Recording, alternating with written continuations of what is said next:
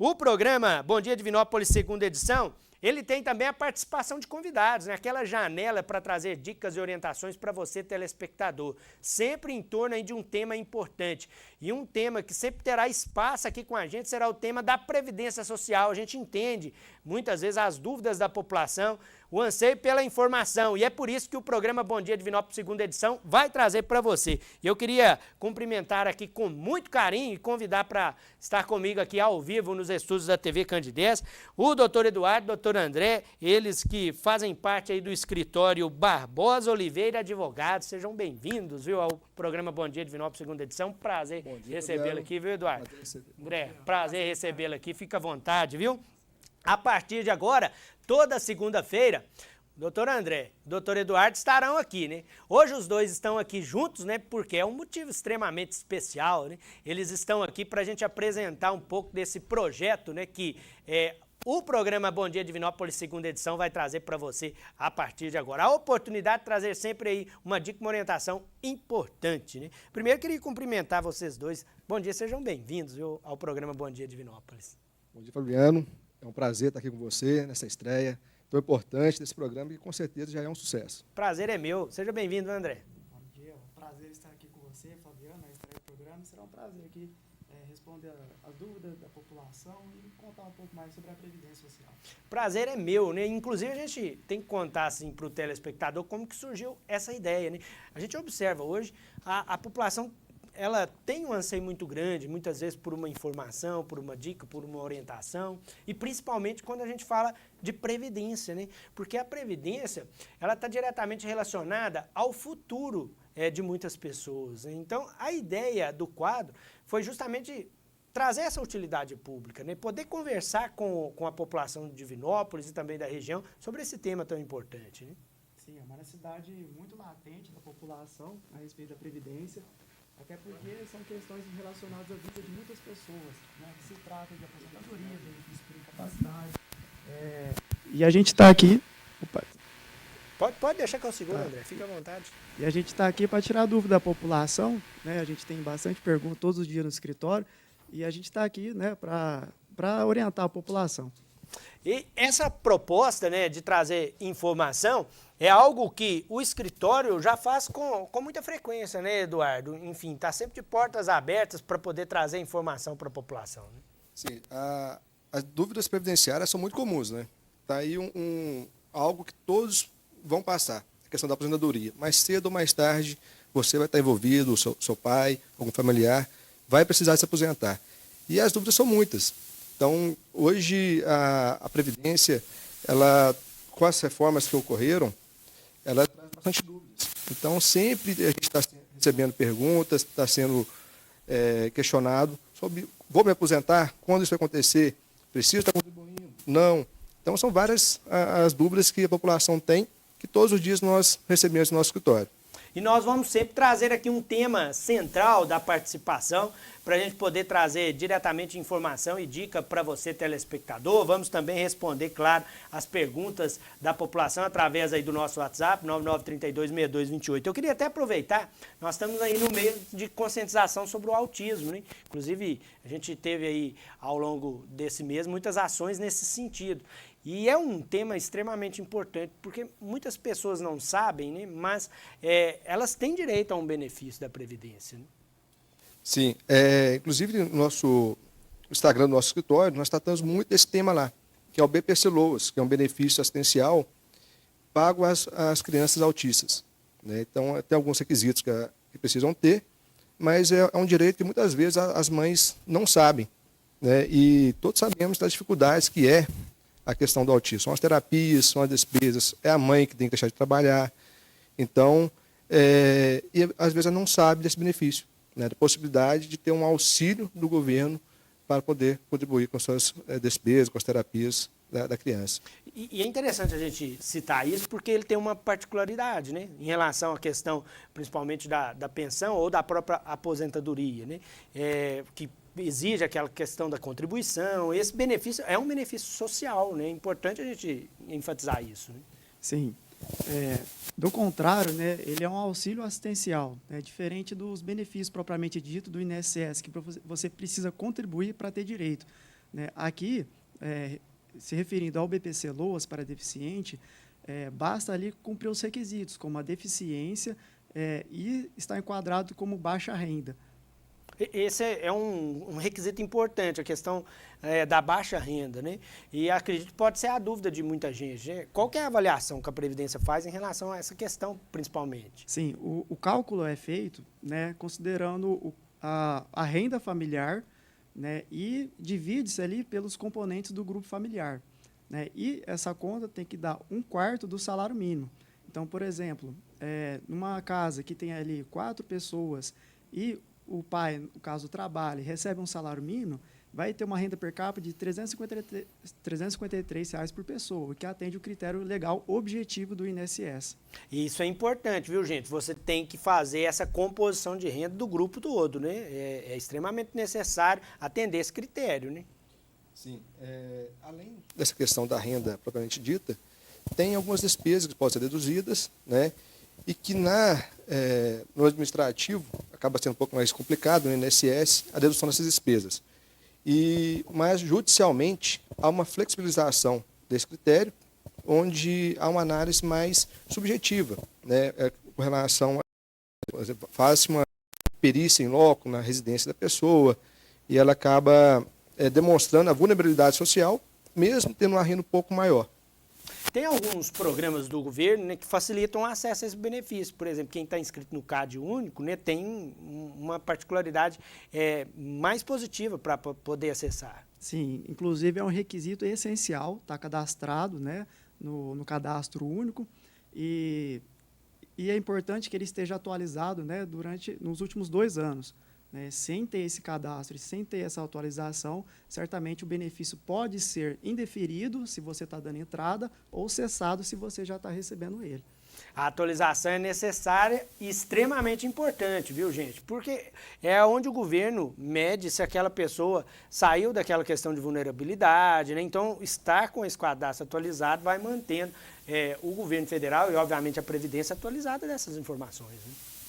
Sim, é essencial estar com o cadastro atualizado. Por exemplo, se naquela família nasceu mais uma pessoa, se houve falecimento, se alguém passou a trabalhar, são informações que precisam estar no CAD único, para que o governo tenha a informações de forma fiel, né?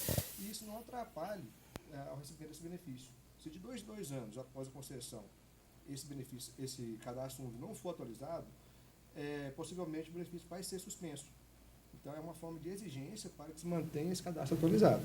Aí é importante eu fazer aqui uma pergunta, porque sempre surgem dúvidas nesse sentido. Eu tenho o benefício social, eu posso me aposentar mesmo com o benefício social? Como que a Previdência entende isso? Sim, pode aposentar sim. No caso, né, pode estar contribuindo ali como facultativo. Né, não pode contribuir com outras modalidades, como contribuinte individual, porque nessa modalidade, por exemplo, fica configurado que você está oferindo renda. E um dos critérios, né, para ter direito a esse benefício é que você não possua renda. Do contrário, né, no grupo familiar, se tem, por exemplo, algum pai, alguma mãe que trabalha, né, isso aí não impede que a criança possa receber o benefício também. A gente entende que muitas vezes, né, a Previdência faz a análise dos dados, hoje utiliza a inteligência artificial cada vez com mais frequência, né, e pode acontecer do pedido ser negado. Né? Isso não quer dizer que você não tenha direito, existem caminhos para isso. Né? Não, com certeza.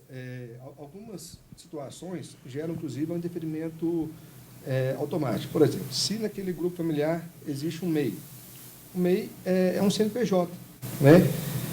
Que muitas das pessoas passam a pagar pelo MEI por conta do valor, né? Mas não sabe que isso pode atrapalhar o recebimento desse benefício. Então, além de outros critérios, essa questão de ter um CNPJ já gera um deferimento automático no caso do BPC. Então, é preciso, às vezes, ir para a justiça, como acontece, na verdade, na maioria das vezes, porque no INSS há muito indeferimento, né? Até mesmo no reconhecimento do autismo como uma deficiência. Desde a lei Berenice Piana, houve o reconhecimento do autismo como deficiência para fins de direitos. Né? Não que eu estou afirmando que o autismo seja uma deficiência, como não é, mas para fins de direito é equiparado.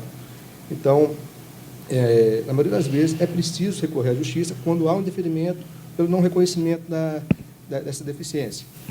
E também por questões também, financeiras, né, do requisito financeiro, também é preciso para demonstrar despesas que não são reconhecidas de forma administrativa. E é por isso, né, que a partir de hoje a gente vai trazer sempre aqui o doutor André e o Eduardo para trazer esse tipo de orientação, né, esse tipo de informação e de dica, né, porque é através desta informação, através desta orientação que muitas vezes você que está em casa, né, vai ter acesso ao seu direito, né. Essa é a proposta. Sim. Inclusive, como eu disse, nosso WhatsApp está liberado, 99326228. Eu já tenho aqui, inclusive, algumas perguntas, né, para que o doutor Eduardo e André possam aí responder. Queria até começar com uma pergunta aqui ele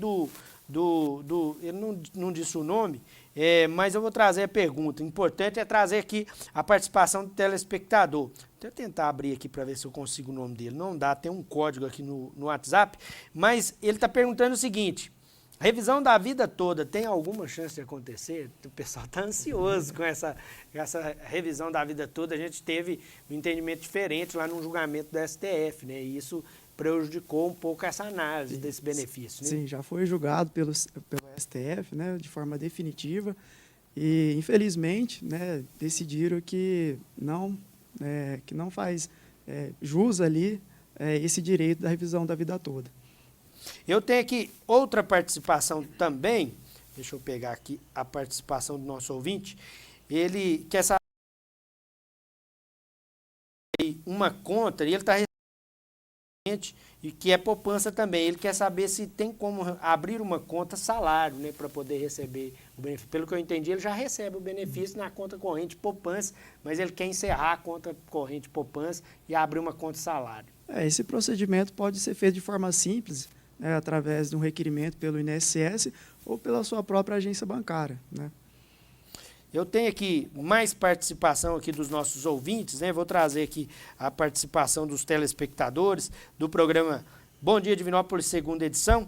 A gente tem com muita participação aqui da área da saúde, então eu vou só abrir aqui com calma as perguntas para a gente poder trazer aí a participação de todo mundo que tem dúvida. A participação da Gorete, né? Tenho 15 anos de previdência. Se eu pagar 2 vezes por ano, tem direito ao auxílio-doença? É a pergunta aqui da Gorete. Se tiver ali a qualidade segurado, né, que a gente chama, se estiver protegido ali pela Previdência Social, você pode estar fazendo pagamentos de forma alternada, né, para apenas ali garantir, né, essa qualidade segurado, né, e não perder esses direitos, benefícios do INSS. Porque com 15 anos tudo indica que ela já tem o direito da aposentadoria por idade, né? Eu tenho aqui outra dúvida, é a dúvida do Geraldo. Muito obrigado, viu, Geraldo? Ele está dizendo que tem 24 anos de contribuição já pagos junto à Previdência. Ele contribui com o código 1163, né? Aí ele quer saber o seguinte, tem como já solicitar a aposentadoria? Ele tem só 60 anos.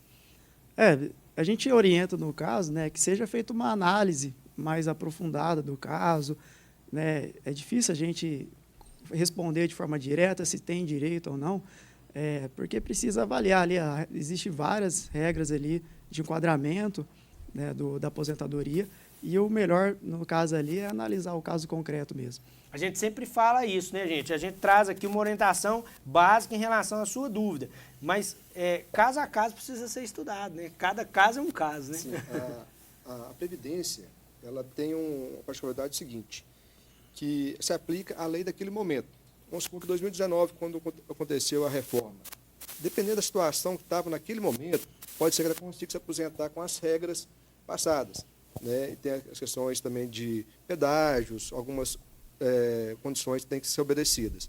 Então, a aposentadoria tem que sempre observar caso a caso, né? A gente tem as regras básicas, mas tem situações que tem que observar caso a caso para ver em qual regra a pessoa se enquadra. Eu tenho aqui a dúvida do Giovanni. Muito obrigado, viu, Giovanni, pela participação através aqui do programa Bom Dia Divinópolis. Ele está dizendo o seguinte, foi feito um pedido de ajuste do tempo lá no cálculo da Previdência, o CNIS, né?